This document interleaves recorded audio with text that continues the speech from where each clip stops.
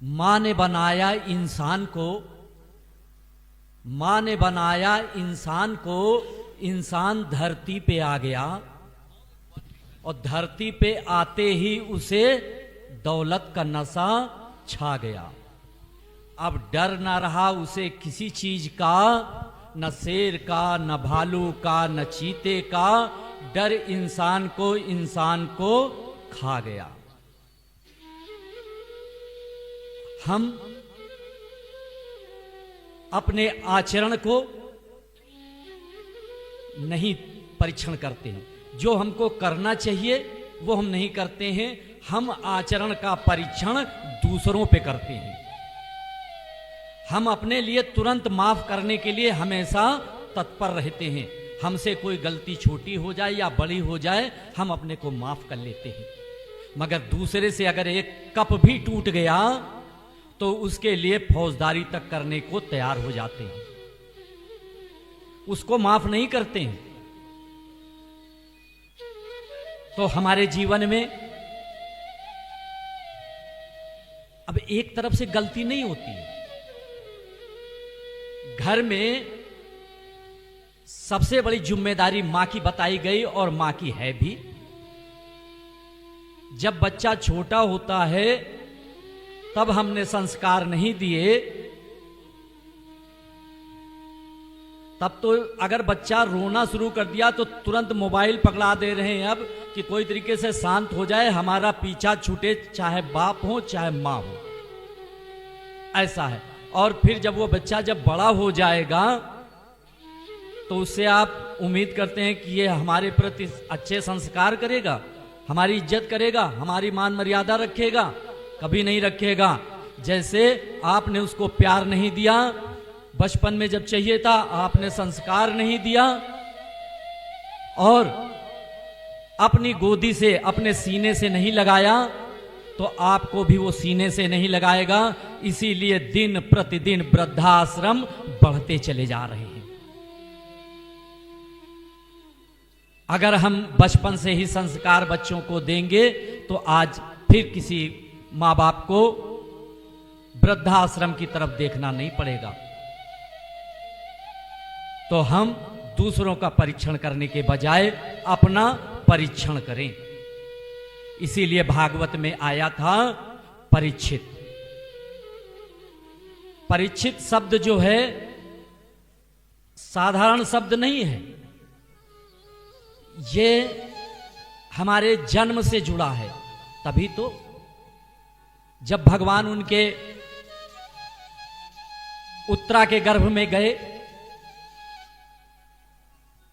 परीक्षित जी के प्राण की रक्षा की है, तो वही बाहर खोज रहे थे कि वो हमारा रक्षा करने वाला कौन व्यक्ति है।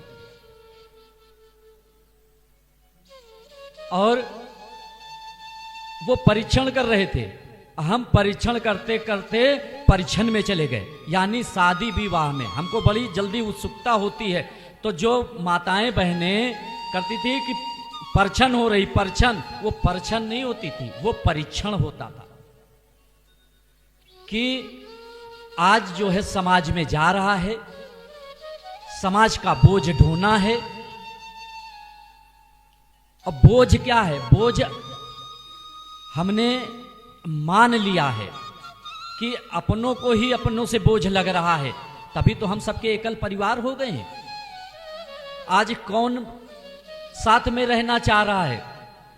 अरे बेटी भी आती है तो अपने पति से सबसे पहले यही कहती है कि जो काम मैंने किया वही काम तुम भी करो। अब उस बेटी ने क्या पहले काम किया, पूछती है भाई तुमने क्या काम किया? कहती है कि हम पहले, सबसे पहले अपने माँ बाप को छोड़ा, तो तुम भी अपने माँ बाप को छोड़ दो। तो अब कहां से संस्कार जागेंगे? संस्कार के लिए बड़ा त्याग करना पड़ेगा और हमारी सबकी जिम्मेदारी बहुत बड़ी है। और अगर जिम्मेदारी भगवान देते हैं तो परीक्षण और परीक्षित परछन सबको संवार करके भगवान ने दिया है। तभी आज हम सबके बीच में आज एक विशाल पर्वत के रूप में राम देशिक प्रशिक्षण संस्थान के जो हम सब अंग संग बन गए हैं। इसका यही उद्देश्य है कि समाज में प्रकाश फैले। अगर हम अपने को ही, क्योंकि हमको तो संस्थान सुधार रहा, गुरुवर सुधार रहे हैं, क्योंकि कोई भी बिना कमी के नहीं है, सब में कोई कुछ ना कुछ कमी है। मगर अगर लिखने को दिया जाए तो सबसे ज्यादा अगर लिखने में आएगा तो किसी व्यक्ति की अगर कमी होगी तो 4 होंगी, मगर अच्छाई ढूंढोगे तो 20 मिल जाएंगी, मगर कमियां 5 ढूंढोगे तो 6 मिलना बड़ी मुश्किल हो जाएगा।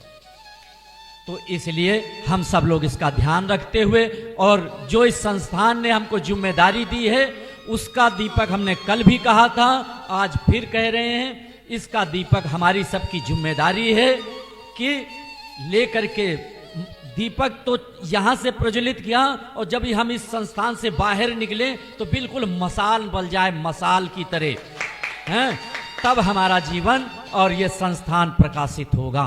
इसी के साथ हम अपनी वाणी को विराम देते हैं। आप सबको प्रणाम करते हैं। जय श्री राम, जय श्री राम, जय श्री राम।